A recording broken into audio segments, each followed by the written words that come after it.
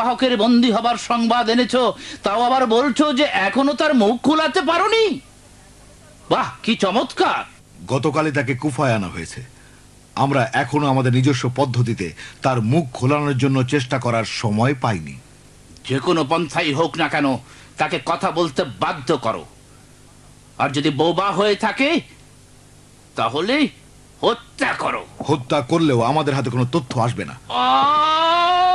খালিদ, এত হতাশ হয়ে গেলে কেন তুমি? কে কে এই কায়েস? তবে কি তুমি যে বীর সিংহদের জিহ্বা টেনে বের করেছো, তাদের থেকে এর কোনো পার্থক্য আছে? আছে বই কি, সে তো হোসেন ইবনে আলীর ঘনিষ্ঠ বন্ধু।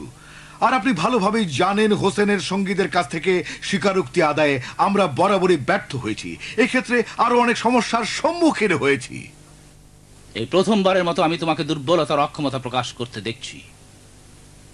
তাই হোসেন আর তার সহচরবৃন্দ অভিশপ্ত কায়েস সম্বন্ধে আর কোনো কথা শুনতে চাই না। দুর্বলতা অক্ষমতা প্রকাশ আমার উদ্দেশ্য ছিল না। আমি একদিনে হাজারো কায়েসের মুখ খুলতে বাধ্য করি।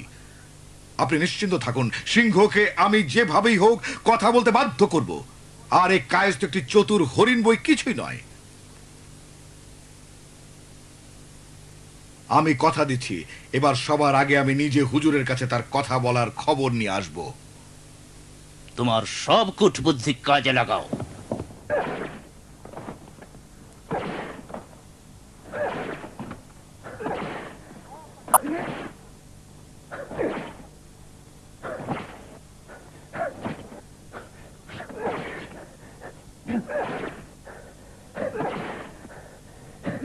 থামো হোসেন, সে হয় মারা গেছে নয়তো বেহুশ হয়েছে। প্রহার করা অর্থহীন। আমি নিশ্চিত যে সে মরেওনি, বেহুঁশও হয়নি, বরং সে শুধু আমাদের ধোঁকা দিচ্ছে। হুজুর, আপনি বলেছিলেন ওকে জীবিত রাখতে, কিন্তু আমার মনে হচ্ছে ইবনে নুমায়ের ভারসাম্য হারিয়ে ফেলেছেন এবং ওকে হত্যা করেছেন। যদি হত্যা করে থাকি তবে এটাই ওর ন্যায্য পাওনা।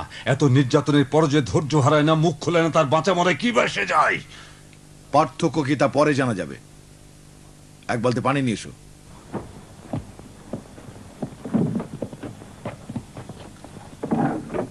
খুলে দাও।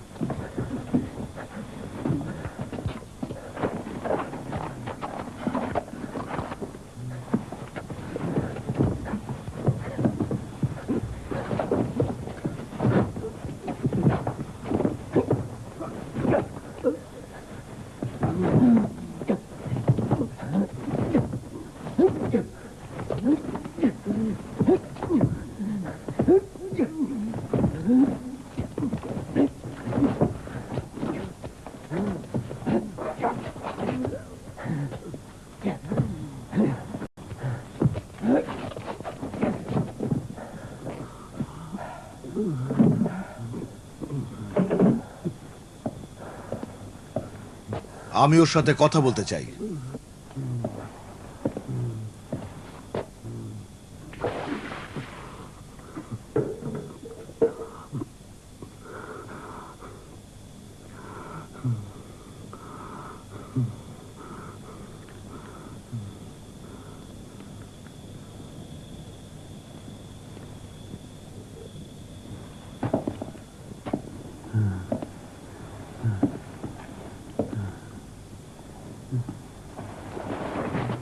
কায়েস, তোমার প্রতি আমার সমবেদনা রয়েছে।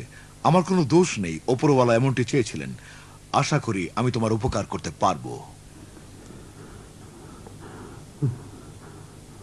আমরা জানি হোসেনের বিশৃঙ্খলা সৃষ্টিকারী চিঠি কুফায় কয়েকজন বিদ্রোহী ব্যক্তির নিকটে এনেছো, আর তাদের চিঠি হোসেনের কাছে পৌঁছেছো। তেমনি আরো জানি যে সাম্প্রতিক বিদ্রোহে তোমার বিশেষ ভূমিকা ছিল। অতএব আমাকে বলো, এই চিঠিতে কাদের নাম উল্লেখ ছিল? কায়েস, আমি তাড়াহুড়া করার মতো লোক নই। তুমি হোসেন ইবনে নুমাইরকে ভালো করেই জানো। সে তোমার স্বীকারোক্তি আদায়ের জন্য কুফায় আছে। তোমার নেতা হোসেন চিঠিতে কি লিখেছিল?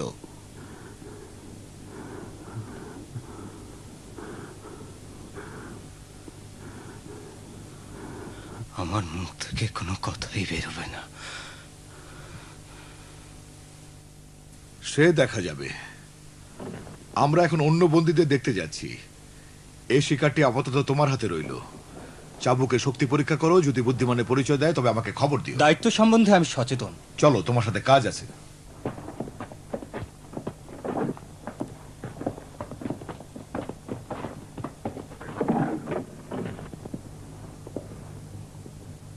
এসো বাবা এসো। সুলাইমান ইবনে খাজাইর প্রতি সালাম। বৎস তোমার প্রতিও সালাম। কি সংবাদ? এসো, কুফার কয়েকজন বিশিষ্ট ব্যক্তির সঙ্গে তোমাকে পরিচয় করিয়ে দিই। আমরা অনেক দিন থেকে তোমার অপেক্ষায় আছি। না জনাব, না, আমি শুধু আপনার সাথে একান্তে কথা বলতে চাই। এরাও অপরিচিত কেউ না। এরা আমার কয়েকজন নির্ভরযোগ্য বন্ধু। বেশ কিছুদিন হলো ইমাম হোসেনের হাতে বায়াত হয়েছে। এরা এখন ইমামের ঘনিষ্ঠ অনুসারী। কুফার সবাই বায়াত হয়েছে এবং ইমামের সমর্থক বলে দাবি করে। আল্লাহ জানেন কতজন তার প্রকৃত অনুসারী। বেশ ভালো, তুমি যা ভালো মনে করো। এসো বাবা, বসো।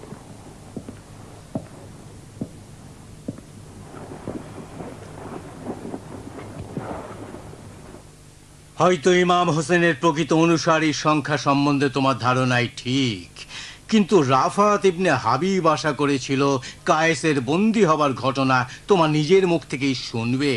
জায়েদ ইবনে সাদ এবং অন্যান্যরাও চাচ্ছিল তোমার সাথে পরিচিত হতে। না জনাব, আমার চেহারা তাদের নিকট আগের মতোই গোপন থাকা ভালো। ঠিক আছে, বলো দেখি নতুন কি খবর তুমি আমাদের জন্য এনেছো? একটা সুখবর, খালেদ আজ আমাকে কায়েসের পাহারায় নিযুক্ত করেছে, আর হুসাইন ইবনে নুমায়ারকে কুফার কারাগার প্রধান হিসেবে নিয়োগ করেছে। তোমাকে কায়েসের প্রহরী নিযুক্ত করেছে? তার নিকট তোমার পরিচয় দিয়েছো?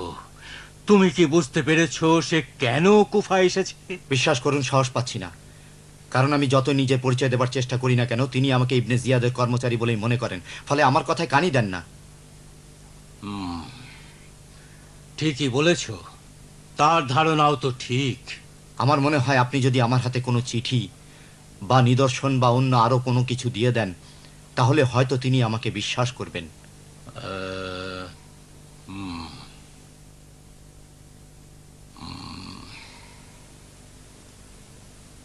আমি নিশ্চিত এটি দেখার পর কায়েসের সন্দেহ দূর হবে এবং তিনি তোমার সাথে কথা বলবেন। এই নাও, এই আংটি দিয়ে ইমাম হোসেনকে লেখা প্রতিটি চিঠিতে সিল মোহর করেছি। হ্যাঁ, বড্ড দেরি হয়ে গেল সুলেমান।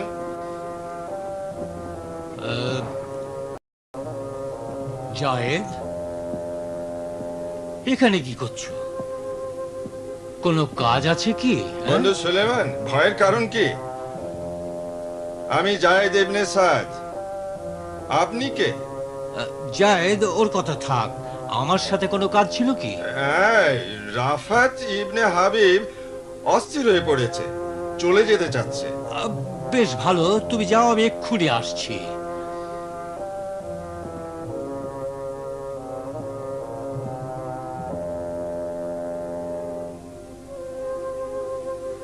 হ্যাঁ, এসো।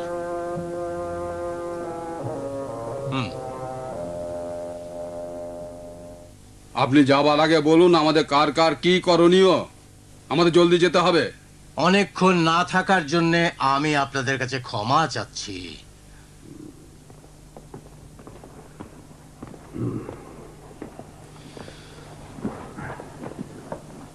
সুলাইমান, আপনি বলেছিলেন ওকে এখানে নিয়ে আসবেন, আমাদের সঙ্গে পরিচয় করিয়ে দেবেন, কিন্তু কি হলো, পারলেন না কেন? হয়তো বা আমাদের বিশ্বাস করছেন না। বিশ্বাস করেন না? এ কি শুনছি সুলেমান? আমাদের যদি বিশ্বাসী না করবেন, তাহলে ইমাম হোসেন সম্পর্কে আলোচনার জন্য আমাদের এখানে ডাকলেন কেন? অনুগ্রহ করে যুক্তিসঙ্গত কথা বলুন বন্ধুরা। বিষয়টি আমার কাছ থেকে শোনা বা অন্য কারো কাছ থেকে, এতে আর পার্থক্য কি? সে যখন অপরিচিতই থাকতে চায়, তখন আমি কি করে তাকে আপনাদের সামনে হাজির করি বলুন? সুলেমান, অসন্তুষ্ট হইও না, আমরা প্রকৃত ঘটনা তোমার মুখ থেকেই শুনতে চাই। প্রথমেই আমি আপনাদেরকে স্মরণ করিয়ে দিতে চাই যে আপনারা সকলেই একজন একজন করে হযরত ইমাম হোসেনের সাথে অঙ্গীকার করেছেন যে আপনারা তার লক্ষ্য উদ্দেশ্যের বাস্তবায়নে তার সাথে সহযোগিতা করবেন। বলুন। হ্যাঁ, ঠিকই বলেছেন। হ্যাঁ, আমরা অঙ্গীকার করেছি আর সেই অঙ্গীকারে অটল আছি। আমরা আমাদের অঙ্গীকারের প্রতি সম্মান প্রদর্শন করি। আমাদের জানমাল ইমাম হোসেনের জন্য সুস্থর্গিত। আচ্ছা, এখন আমরা কি করতে পারি?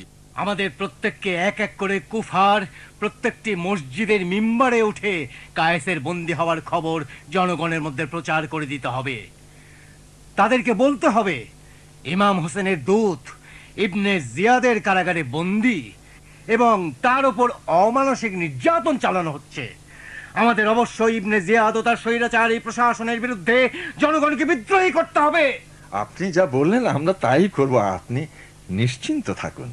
সুলেমান, আপনি বললেন জনগণকে ইবনে জিয়াদের বিরুদ্ধে বিদ্রোহী করতে, ভুল শুনিনি তো? হ্যাঁ ইবনে হাবিব, আমি তাই বলেছি।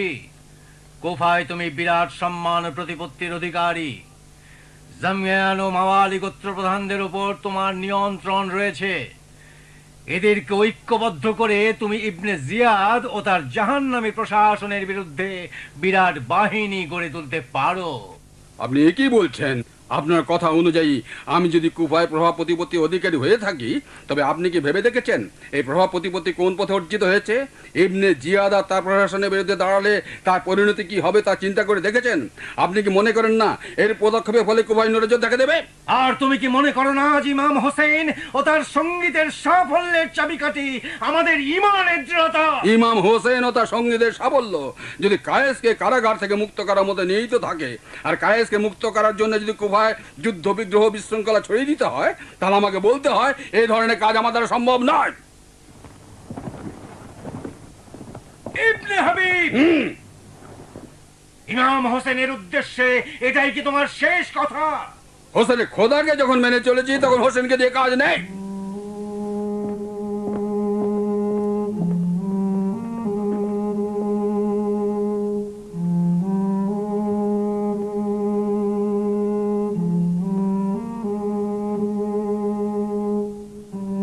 বন্ধু সুলেমান, ইবনে হাবিবের আচরণে তুমি মন খারাপ করো না।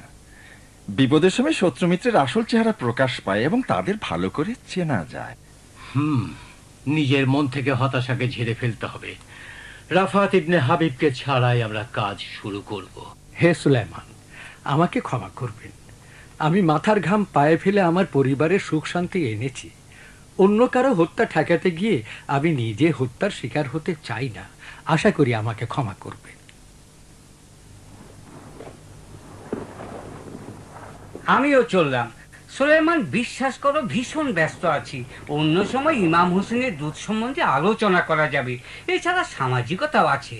আগামীকাল আমার মেয়েকে স্বামীর বাড়ি পাঠাবো। কি তোমাদের আবার কি হলো? তোমরা ইমাম হোসেনের বন্ধু বান্ধবদের সকলের কাছে চিঠি লিখেছিলে, এমনকি তোমরা হোসেনকেও চিঠি লিখেছিলে, তার নিকট দূত পাঠিয়েছিলে, তার প্রতি বায়াতের ঘোষণাও দিয়েছিলে, তাকে লিখেছিলে যে ইয়াজিদের হুকুমত চলমান, অতএব আপনি আসুন। এখন আবার এসব কি বলছো? এখনো তাই বলছি। তিনি কুফায় এলে মুসলিম জনগণ তার চারিদিকে সমবেত হবে, তখন আমরাও বায়াত হব। তোমাদের উচিত এখনই তার উদ্দেশ্যে বায়াতের ঘোষণা দেয়া এবং মসজিদের মিম্বারে উঠে এ বিষয়ে জনগণকে জানানো। মিম্বারে উঠে কি বলবো? মিম্বারে কি আমরা রক্ত ঝরাবো? ওই মিম্বারের জন্য আফসোস, যা তোমাদের ন্যায় ভীরু কাপুরুষদের রক্তে রঞ্জিত হবে। যাও হোসেনের বন্ধুরা, তোমরা আমার ঘর থেকে যাও।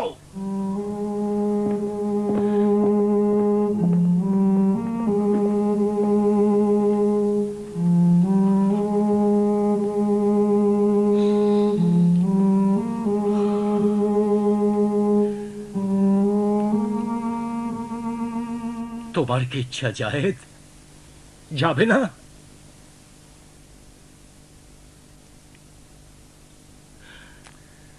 আমি থেকেই যাব। বসো সুলেমান, বসো।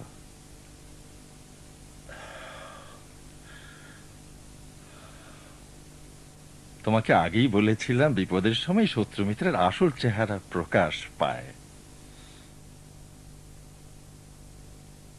আমার সামর্থ্য শক্তি অনুযায়ী আন্তরিকতার সাথে আমি এগিয়ে যাব জনাব। আমাদের কাছ থেকে যথাযথ পুরস্কার তুমি পাবে। তাছাড়া তোমাকে রাষ্ট্রীয় কর প্রদান থেকেও রেহাই দেয়া হলো। তারপর আমি যা জানতাম সবকিছুই নিবেদন করেছি। আমাদের ইমাম সম্বন্ধে কিছু বলুন। তিনি জানেন ইমামের চিঠিতে তারও নাম ছিল। আমি বলেছি আপনি চিঠিটি গিলে ফেলেছেন। সুলেমান আপনাকে এখান থেকে মুক্ত করার জন্য সম্ভাব্য সবকিছু করবেন। সাদ, তুমি নিজেকে ইমাম হোসেনের একজন অনুসারী মনে করো, কিন্তু তবু কেন ইবনে জিয়াদের অধীনে চাকরি করছো? অন্তত একজন ওদের মধ্যে থাকা দরকার, তাই আমি নিজের ইচ্ছার বিরুদ্ধে কাজ করছি। অবশ্যই ইবনে জিয়াদের অধীনে আর থাকবো না বলে সিদ্ধান্ত নিয়েছিলাম, কিন্তু আপনি আসাতে সুলেমানের ইচ্ছা থাকাটাই ভালো মনে করলাম, যাতে আপনার খবর নিতে পারি। আল্লাহ তোমার মঙ্গল করুন। সুলেমানকে বলবে যে ইমাম বলেছেন তোমাদের চিঠিগুলো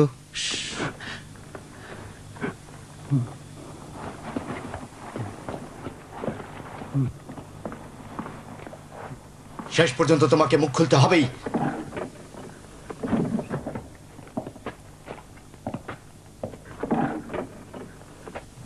ওকে মেরে বেহুশ করে ফেলেছি। তোমরা যেন কি বলছিলে? জি বলছিলাম, কিন্তু ও চুপ ছিল।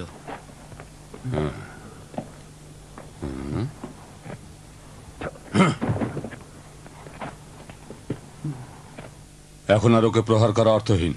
আচ্ছা, তুমি কি ওকে কথা বলাতে পারবে? চেষ্টা করে দেখব।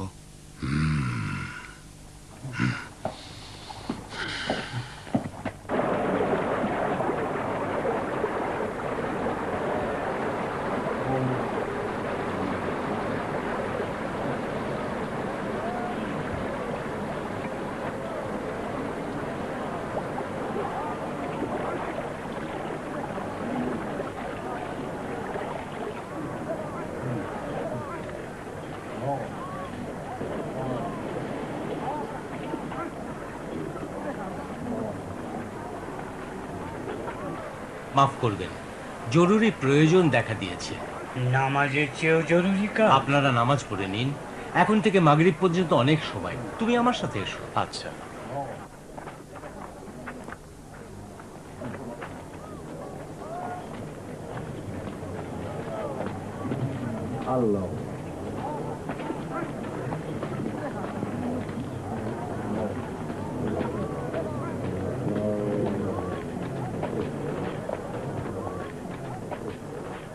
কায়েসের খবর বলো। কায়েস অনেক খবর নিয়ে এসেছেন। শেষ পর্যন্ত আমাকে বিশ্বাস করেছেন। আল্লাহ আমাকে বিশ্বাসের উপযোগী করো। এ ব্যক্তি পাহাড়ের ন্যায় অটল। এছাড়া তিনি নির্যাতনের মোকাবিলায় মাথা নত করেননি। আমি এমন কাজ করব যাতে ইবনে জিয়াদ কায়েসকে মুক্তি দিতে বাধ্য হয়।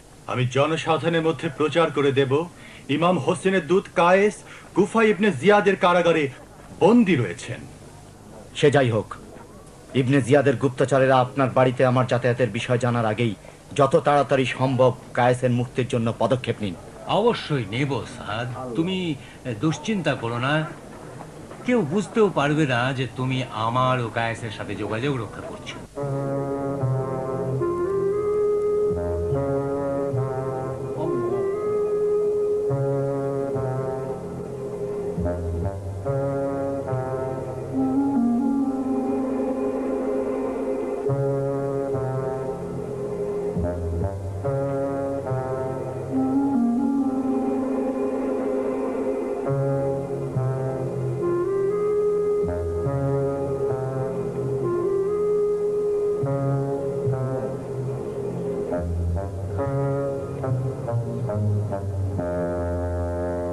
ওর সামনে দুটি পথই খোলা, হয় কায়েসকে মুক্তি দেবে, নয়তো আরো রক্তপাত হবে। মুসলমান ইবনে জিয়াদের বিরুদ্ধে বিদ্রোহী করে তুলব। কায়েস আর কি বলেছেন? অনেক কথা বলেছেন। চলো আমার ঘরে যাই।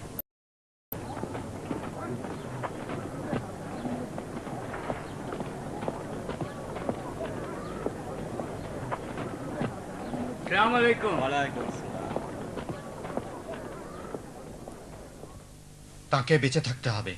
ইবনে জিয়াদ তাকে হত্যা না করার নির্দেশ দিয়েছে। আমি তোমাকে বলেছিলাম আমার অনুপস্থিতিতে এখানে কেউ যেন না আসে।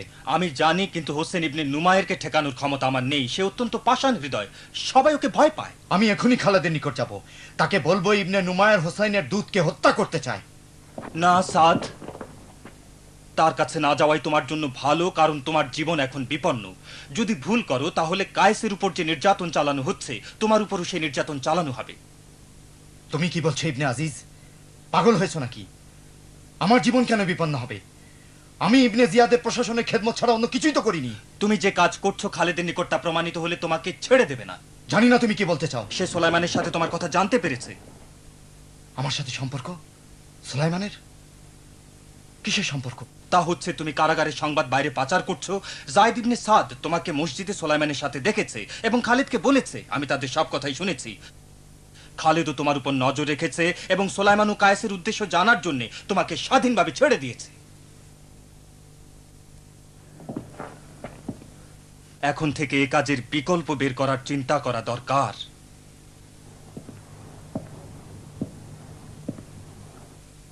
কসম আল্লাহর, তোমাকে সাহায্য করা ছাড়া কোনো উদ্দেশ্য নেই।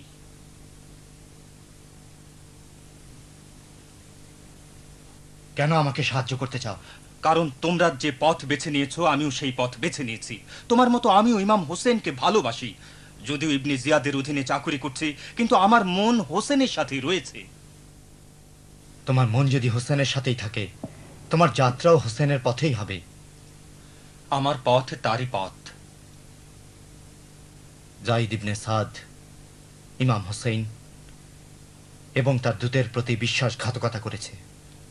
মন খারাপ করো না, আমি তোমাকে কথা দিচ্ছি আমার রক্তের বিনিময়ে হলেও কায়েসকে এখান থেকে মুক্ত করব। সোলাইমান অত্যন্ত প্রভাবশালী লোক, তাকে গিয়ে বলো যে কুফা থেকে তোমাদের দুজনার পালিয়ে যাওয়ার ব্যবস্থা করুন। তুমি নিজে আগামীকাল দুপুর এখানে এসো। প্রহরীরা যখন নামাজে ব্যস্ত থাকবে তখন দুজনে মিলে কায়েসকে ভিন্ন পোশাক পরিয়ে নিয়ে এখান থেকে পালিয়ে যাওয়ার ব্যবস্থা করব। কথা দিচ্ছ? কথা দিলাম।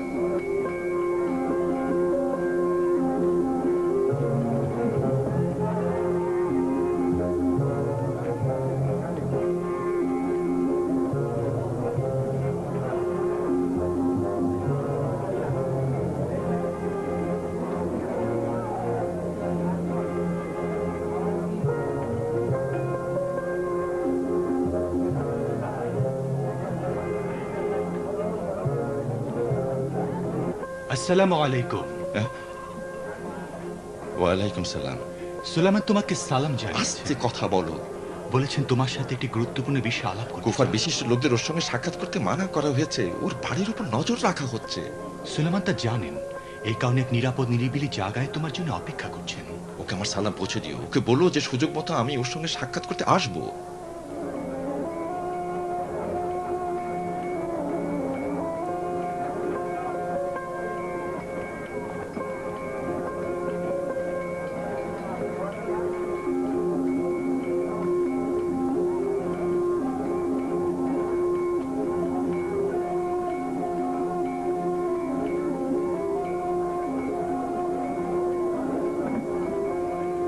জায়েদ ইবনে সাদ, সুলেমানকে কি বলবো? বলো আমার সঙ্গে দেখা হয়নি। কি করে মিথ্যা বলবো? জানি না, নিশ্চিত সুলেমান আবার আমাকে বলবেন হোসেনের দূতের বন্দী হবার খবর জনগণের মধ্যে প্রচার করে দাও, ঠিক আছে?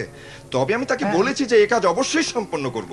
না, তিনি বলতে চান আপাতত মিম্বরে ওঠো না, হোসেনের দূতের ভালোর জন্য প্রশাসনের সাথে সংঘাতে জড়িও না। ঠিক আছে। হ্যাঁ,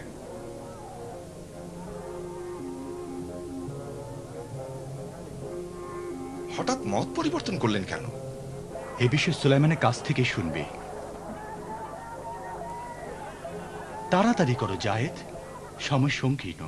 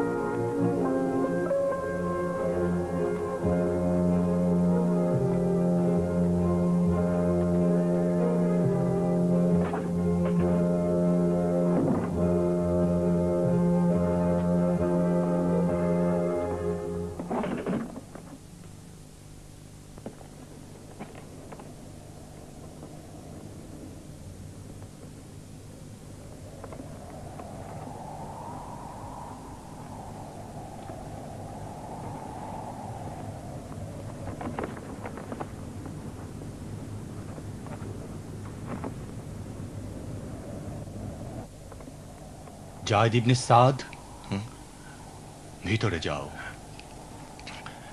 এই সুড়ঙ্গ পথে?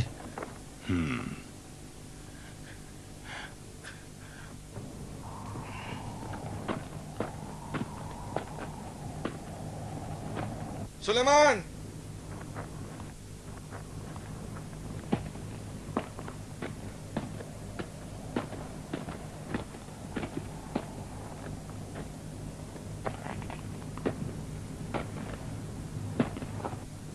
সুলেমান,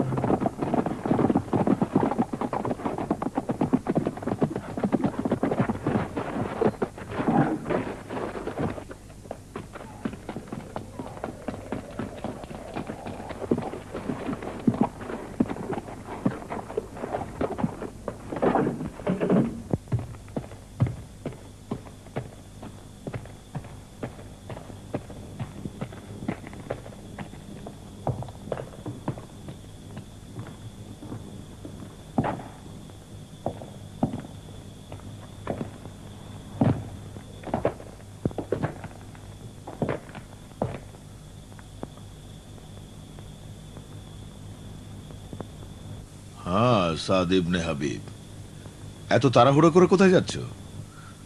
সুলাইমানের সাথে দেখা করে এলে, কায়েসকে নিতে এসেছো?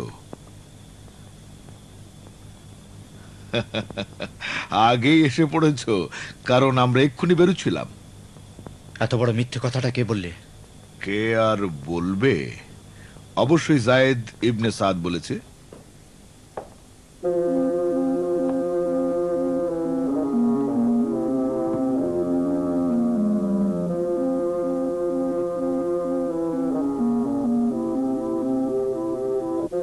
ইবনে নুমায়ের, ওকে নিয়ে যেতে বলো। প্রহরী,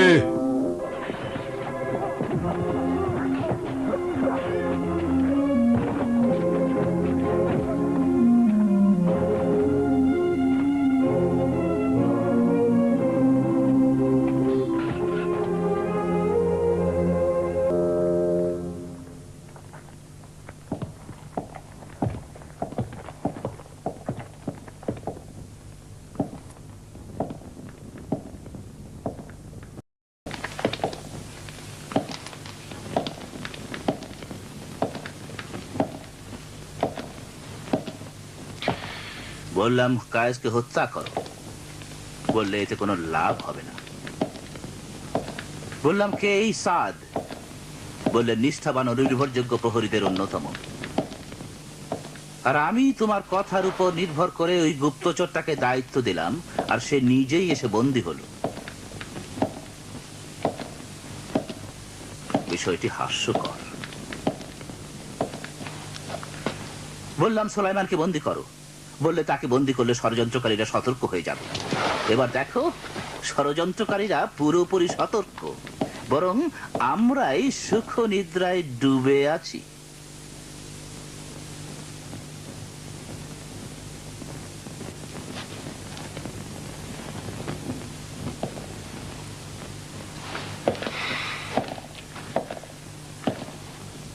কলেজ, মনোযোগ দিয়ে শোনো এবং আমার প্রশ্নের উপযুক্ত জবাব দাও। বান্দা আপনার হুকুম পালনের জন্য সদা প্রস্তুত। এইসব মুখরোচক তোষামোদ আর নির্বোধ উক্তি ছাড়ো।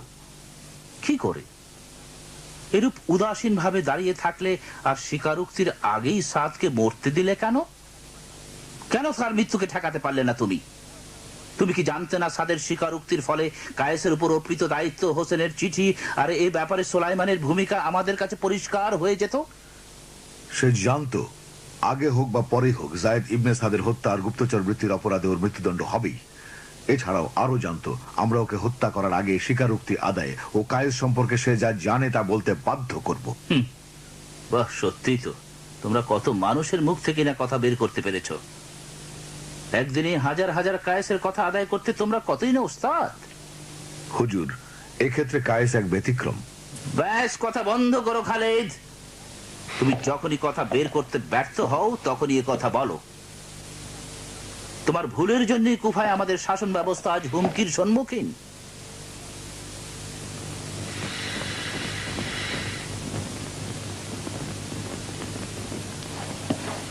বেরিয়ে যাও, দরবার থেকে সব বেরিয়ে যাও।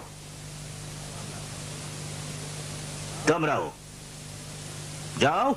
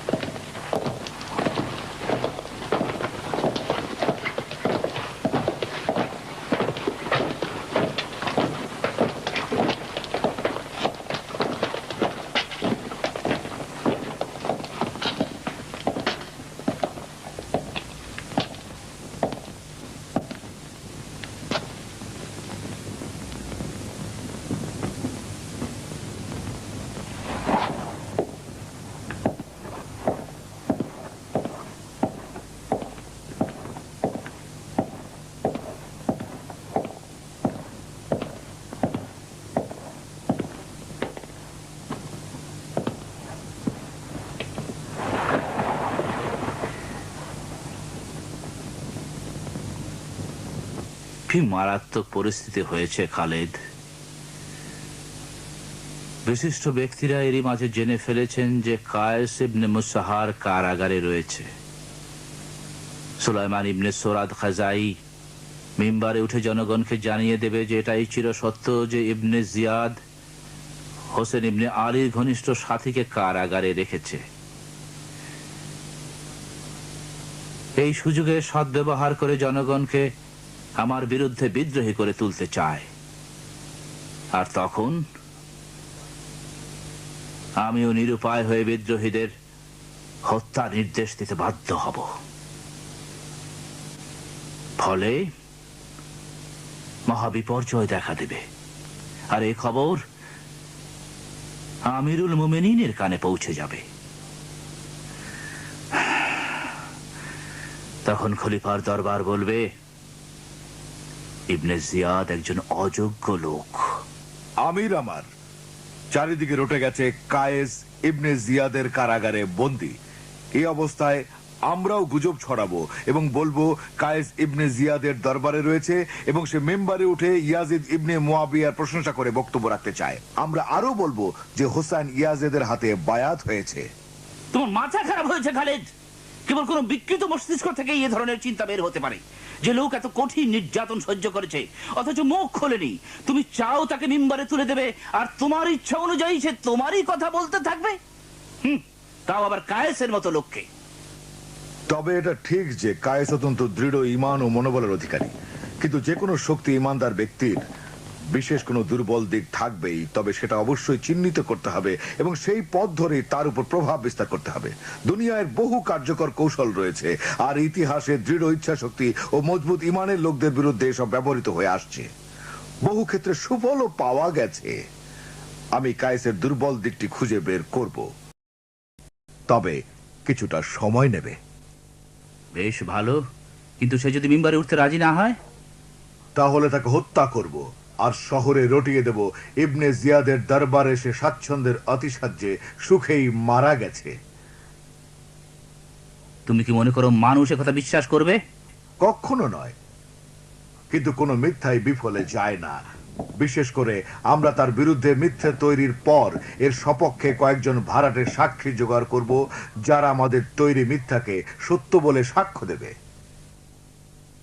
খালিদ, জেনে রাখো এই ধরনের প্রস্তাব গ্রহণ করা আর এর কার্যকারিতা সম্পর্কে বিশ্বাস করা আমার জন্য খুবই কঠিন। কিন্তু কি আর করা, যে পথ ধরেছি তার শেষ দেখতে হবে। জি জনাব, যে পথ ধরেছি তার শেষ পর্যন্ত আমাদের যেতেই হবে। কায়েসকে কিভাবে ধোঁকা দেবে? কতগুলো প্রতারণামূলক প্রতিশ্রুতি দিয়ে।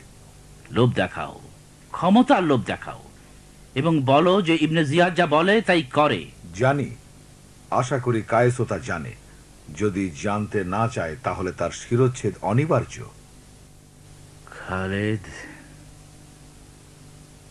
ধরে নিলাম কায়েসকে প্রতারণা করতে সক্ষম হবে এবং আমরা যা চাই তা করতে বাধ্য করবে, কিন্তু হোসেন ইবনে আলী তো আর বসে থাকবে না। সে তো ইয়াজিদের নিকট বায়াত হবে না। আর আজমে যত রকমের গুজব ছড়িয়ে পড়তে দিন, এরপর প্রয়োজন বোধে নির্মম ভাবে কায়েসকে হত্যা করব। মৃত ব্যক্তি তো আর গুজবের প্রতিবাদ করতে পারবে না। কিন্তু ইয়াজিদ কেন এই কৌশলের আশ্রয় নিচ্ছে না তা তুমি বলতে পারো? তার হয়তো তোমার মতো উপদেশটা নেই। মুয়াবিয়া তার পুত্র আলীর বংশধরদের সাথে আপোষ করতে বলেছিলেন। আপনার পিতাও কি ওই রকমটি বলেছিলেন আপনাকে? এই শেষবারের মতো আমি তোমার উপর নির্ভর করছি, তবে সুলাইমানের আগেই তোমার কাজ শুরু করতে হবে। যোগ্য পরামর্শদাতা খালেদকে পেয়ে গর্ব করতে পারেন।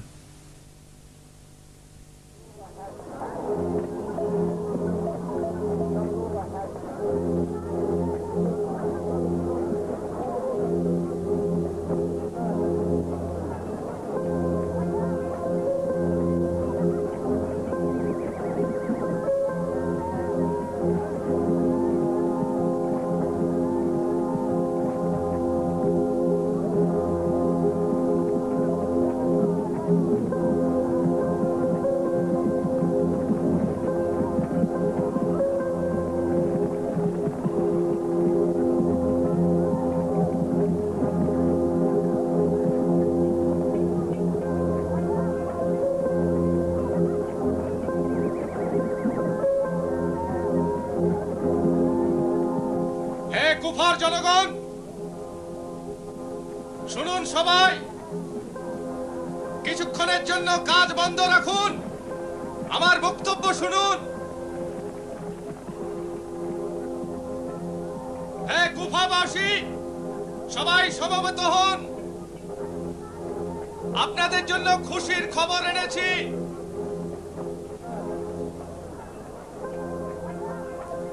শুক্রবার সকালে সুলাইমান ইবনে সরাদ খাজাইর বক্তব্য শোনার জন্য যিনি রাসূলের সাহাবী মসজিদে আহ্বান জানাচ্ছেন, তিনি ইচ্ছে করেছেন কায়েস ইবনে মুসাহার যিনি ইবনে আলীর দূত সে সম্পর্কে কথা বলবেন। তিনি চাচ্ছেন আপনাদের নেতা ইমাম হোসেন যিনি কুফার পথে রয়েছেন এ সংবাদ জানাতে। কায়েস ইবনে মুসা কুফায় রয়েছে? হোসাইন ইবনে আলীর দূত? বাজে কথা বলছে, ওর কথায় আপনারা কান দেবেন না। এ আবার কি? হে কুফাবাসী, ওই লোকটার মাথা খারাপ। সে পাগলের মতো প্রলাপ বকছে। কেন? কি জন্য? সে বলছে হোসাইন কুফার পথে রয়েছে। এটা একেবারে হাসির কথা। আপনারা কি মনে করেন আবু সুফিয়ানের বংশধরদের ভয় তাকে এ কাজের অনুমতি দেবে? আমার মনে হয় না। ভাই, আমাদের নেতার বাণী আপনি বলুন, আমরা শুনি। বলুন বলুন। আপনাদের নেতার বাণী আগামী শুক্রবার সুলাইমান ইবনে খাজাইর কাছে শুনবেন। তবে জেনে রাখুন, হোসাইন ইবনে আলীর দূত কুফায় এবং ইবনে জিয়াদের কারাগারে।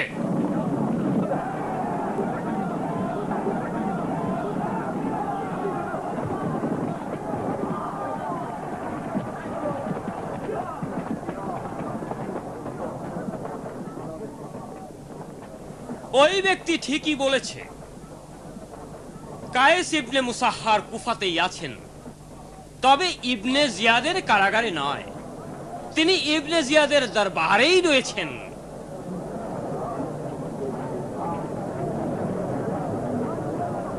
তিনি এজিদ ইবনে মুয়াবিয়ার হাতে বায়াত হয়েছেন। শুক্রবারে সকালে তিনি নিজেই মসজিদে এসে এজিদ ইবনে মুয়াবিয়ার প্রশংসাসূচক বক্তব্য রাখবেন। বন্ধুগণ, আপনারা এ কথা বিশ্বাস করবেন না। এ হচ্ছে ইবনে জিয়াদের একটা শয়তানি কৌশল। সে যদি ইয়াজিদের প্রশংসা করে তাহলে বড় দুর্ভোগের বিষয় আর কি হতে পারে? না, কায়েস তা করবে না। নিশ্চয়ই তাকে ধোকা দিয়ে থাকবে। হয়তো চাপের মুখে এ কাজে রাজি হতে পারে। আমার মনে হয় বল প্রয়োগে তাকে এই কাজে বাধ্য করা হয়েছে। না, মোটেও তা নয়। কায়েস এ পর্যন্ত পাহাড়ের মতো অটল ছিল এবং এখনো সে অটল থাকবে। কিন্তু ইবনে জিয়াদের লোকেরা প্রচার করছে কায়েস শুক্রবার মিম্বরে উঠে ইয়াজিদের বরাবরে তারও ইমাম হোসেনের বায়াতের ঘোষণা দেবেন। কায়েসের বন্দী হবার ঘটনার শেষ পরিণতি যদি এতই দুঃখজনক হয়ে থাকে, তাহলে আমাদের নেতা কি বলবেন? এটা অসম্ভব ব্যাপার। অসম্ভব যদি সম্ভব হয় তাহলে কি? ও যদি ইয়াজিদ ইবনে মুয়াবিয়ার প্রশংসা করে বক্তব্য দেয়, সত্যি যদি সে তার নিজের ও ইমাম হোসেনের বায়াতের কথা ঘোষণা করে, তখন আমরা কি করব? তাহলে তাকে হত্যা করব। হ্যাঁ বন্ধুরা, মসজিদে উঠে কেউ যদি ইমামের সাথে বিশ্বাসঘাতকতা করে তাহলে তাকে জান নিয়ে ফিরে যেতে দেব না।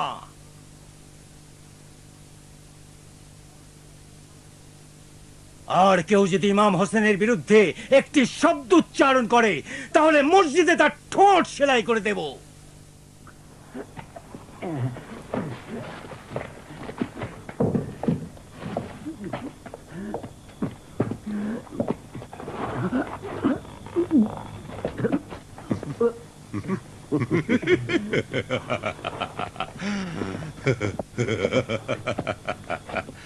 চাবুক মারো। থামো, বাঁধন খুলে দাও, মশাল নিয়ে এসো। কি ব্যাপার? কুফার অধিপতি কারাগারে এসেছেন, এই বন্দীকে দেখতে চান। তাড়াতাড়ি খুলে দাও, সময় নষ্ট করো না। মশাল নিয়ে এসো।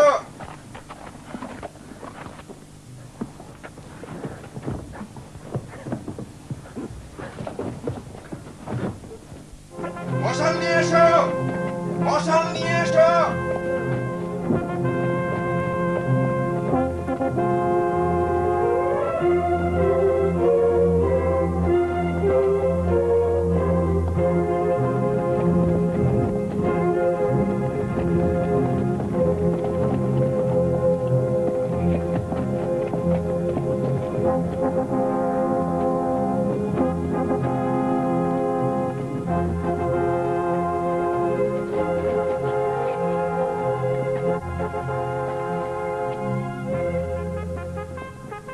কায়েস, কুফার অধিপতি নিজে তোমাকে দেখার জন্য এসেছেন।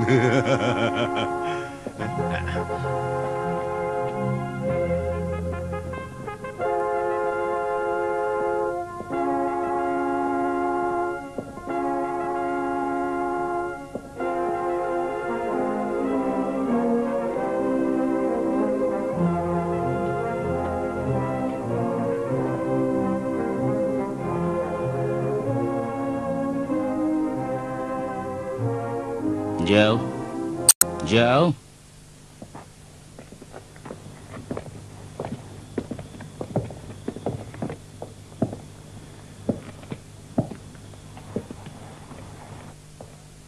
কায়েস ইবনে মুসাহার, আমাকে চিনতে পারো কি?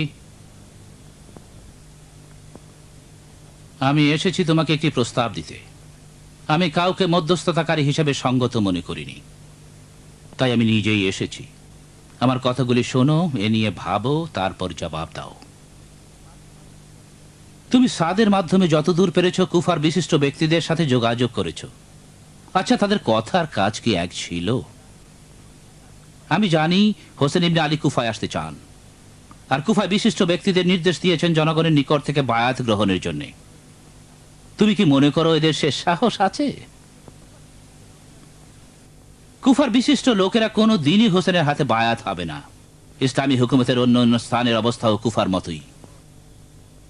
কায়েস, তুমি একজন যুবক, সম্মানিত ব্যক্তি। আমি চাই না অনর্থক তোমার জীবনকে বিপন্ন করবে। ইবনে জিয়াদের কথার কাজে পার্থক্য নেই।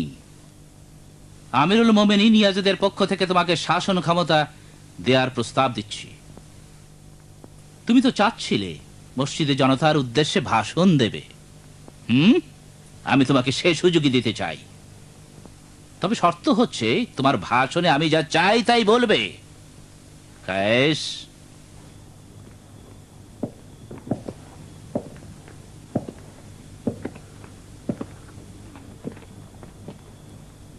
তোমাকে পথ বেছে নেওয়ার সুযোগ দিচ্ছি।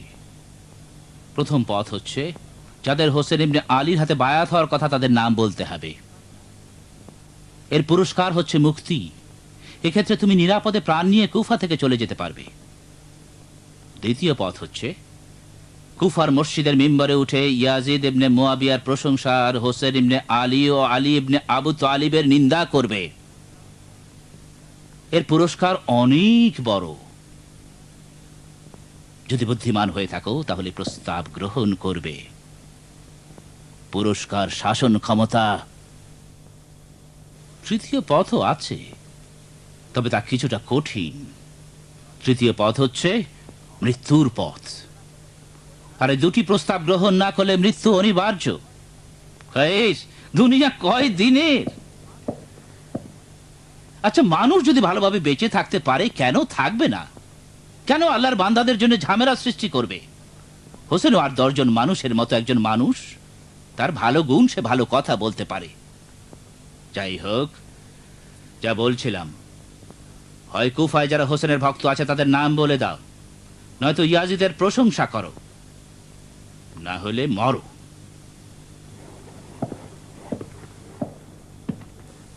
ওকে একদিনের জন্য ছেড়ে দাও, চিন্তা করুক। খালেদ, তোমার পরিকল্পনায় কার্যকর করলাম, তবে খুব সাবধান।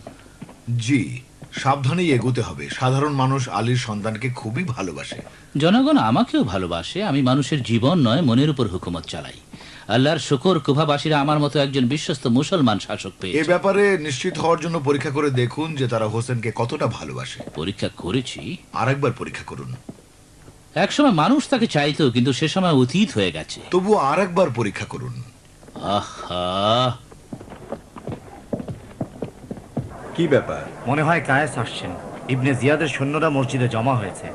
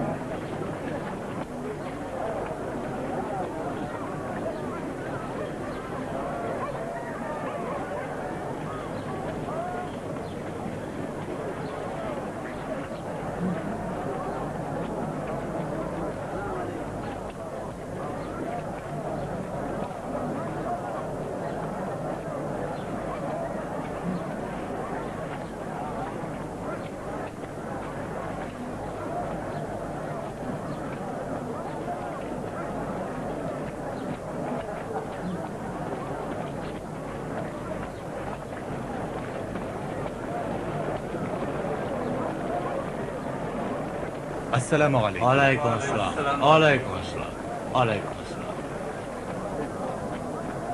মালিক, ওরা জানে তো কি করতে হবে? হ্যাঁ, পুরোপুরি জানি। আমার ইঙ্গিত ছাড়া কায়েসের যেন কোনো ক্ষতি না হয়, কিন্তু যখন আমি পাগড়ি খুলে ফেলবো তখন আর তোমরা অপেক্ষা করবে না। সবাই দেখো, কায়েস ইবনে মুসাহার আসছে। তোমরা জনতার মাঝে যাও, আমার ইঙ্গিতের অপেক্ষায় থেকো।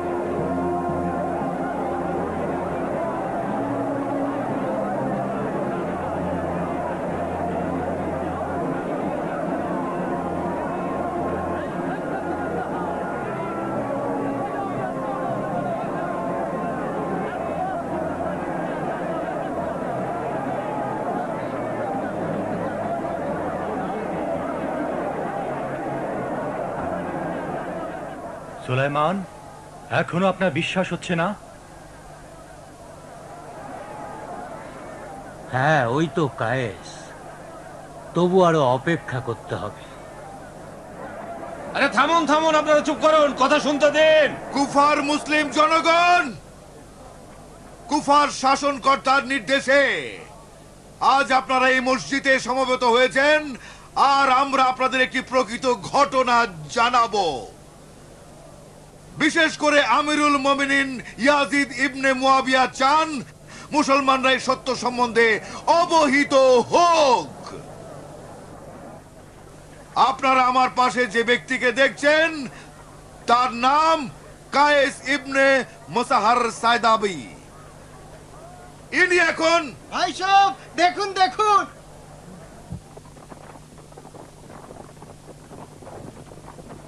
ইমাম হোসেন কুফা এসেছেন। আমার মনে হয় তিনি হবে।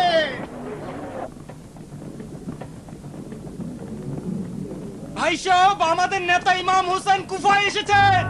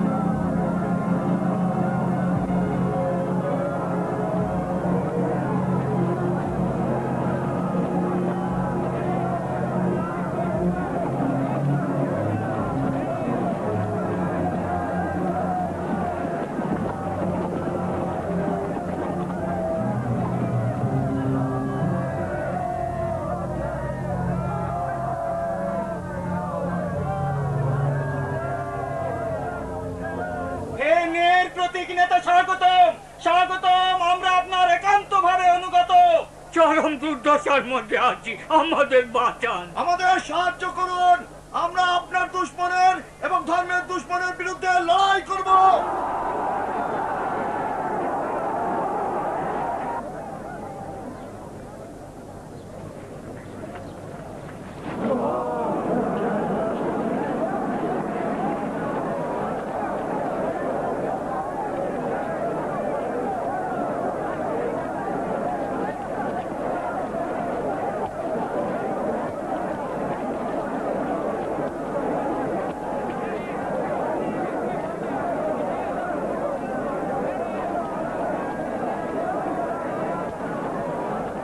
ও সব সময় মানুষকে ধোঁকা দিয়ে থাকে, ওর ওপর খোদার লানত। আপনারা চুপ করুন, কুফার অধিপতি এখন বক্তব্য রাখবেন। চুপ করুন, সবাই চুপ করুন, কথা শুনুন।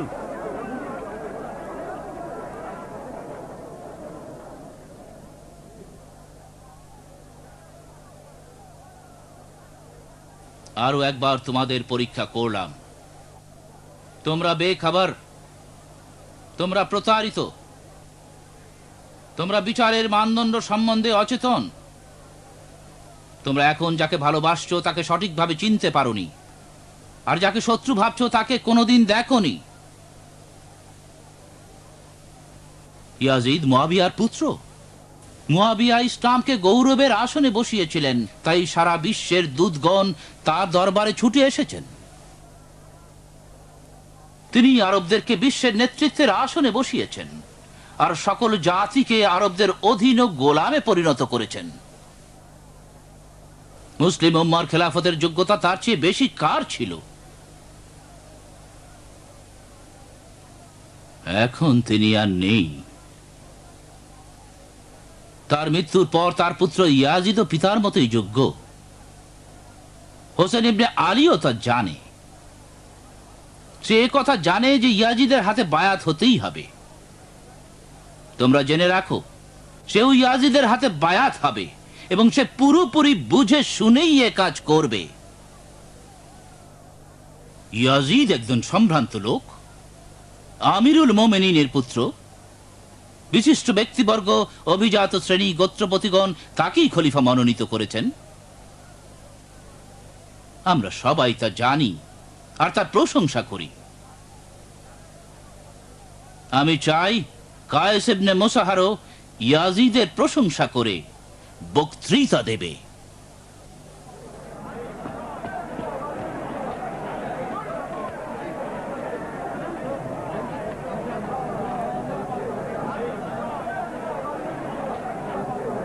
সেই ইয়াজিদের প্রশংসা করতে যাচ্ছে।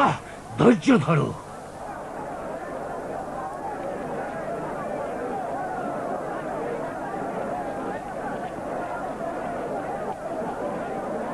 চুপ করুন সবাই, আপনারা সবাই চুপ করুন। কায়েস ইবনে মুসাহার কথা বলছে।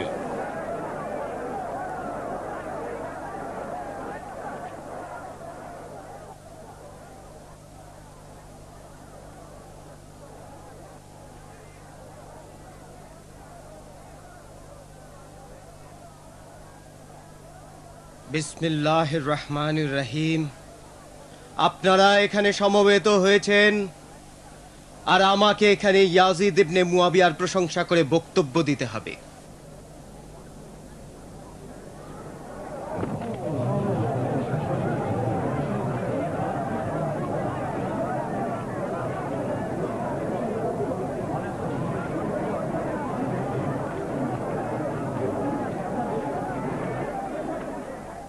ইয়াজিদ ইবনে মুয়াবিয়া একজন রাজপুত্র, এক অভিজাত ব্যক্তির সন্তান। আবু সুফিয়ানের রক্ত তার দেহে প্রবাহিত। ইয়াজিদ তার চরিত্রের মতোই খিলাফত ও তার পিতার নিকট থেকে উত্তরাধিকার সূত্রে পেয়েছে। কিন্তু হোসেনকে, তার পিতা যেরূপ ইসলাম জাহানের শাসক ছিলেন, তেমনি তিনি সাধারণ শ্রমিকের ন্যায় কাজ করতেন, যার ফলে তার হাতে দাগ পড়ে গিয়েছিল, তিনি জবের রুটি খেয়ে থাকতেন। হোসেন এমনই এক ব্যক্তির সন্তান।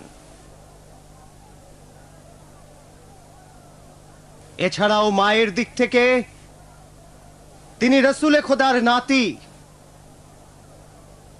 যে রসুল মুসলমানদের কাছে আল্লাহর ওহী নিয়ে এসেছেন। তিনি মানুষকে কুফরি থেকে মুক্তি দিয়েছেন।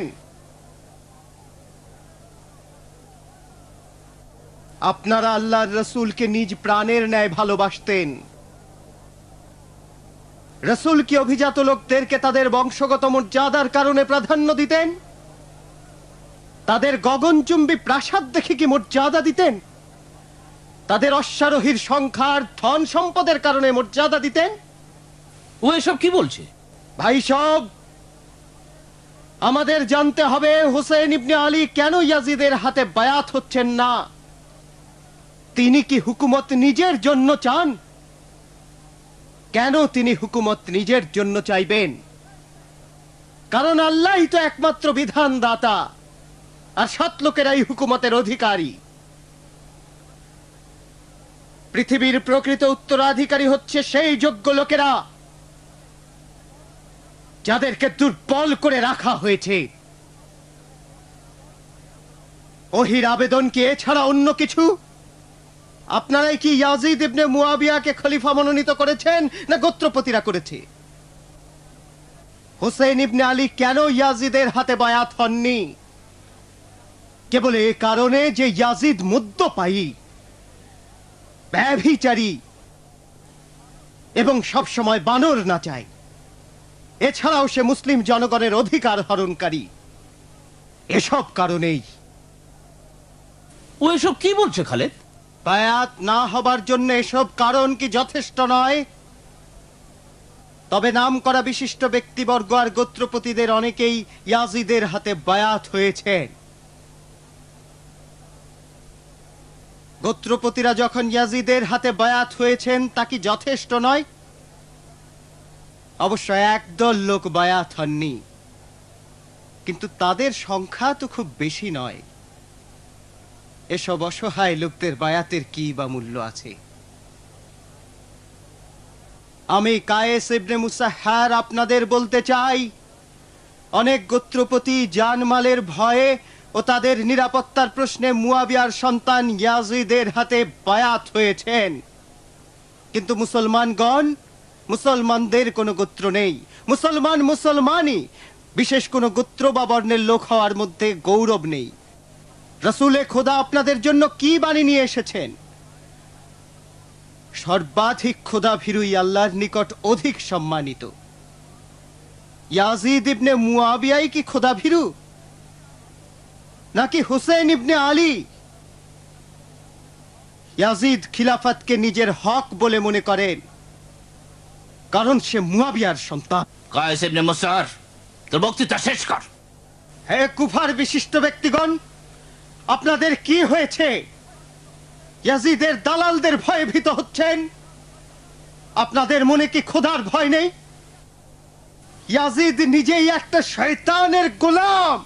এই লোকটা পাগল হয়ে গেছে, ওকে এখান থেকে নিয়ে যাও। ওর কথা শেষ করতে দাও।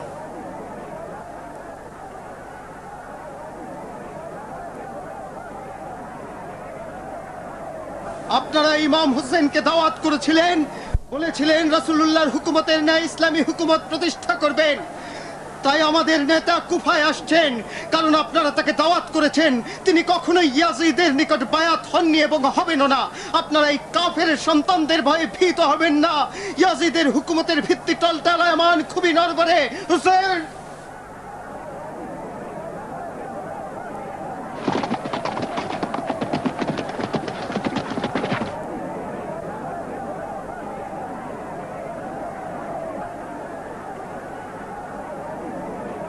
আপনার জন্য মসজিদ ত্যাগ করাই উত্তম।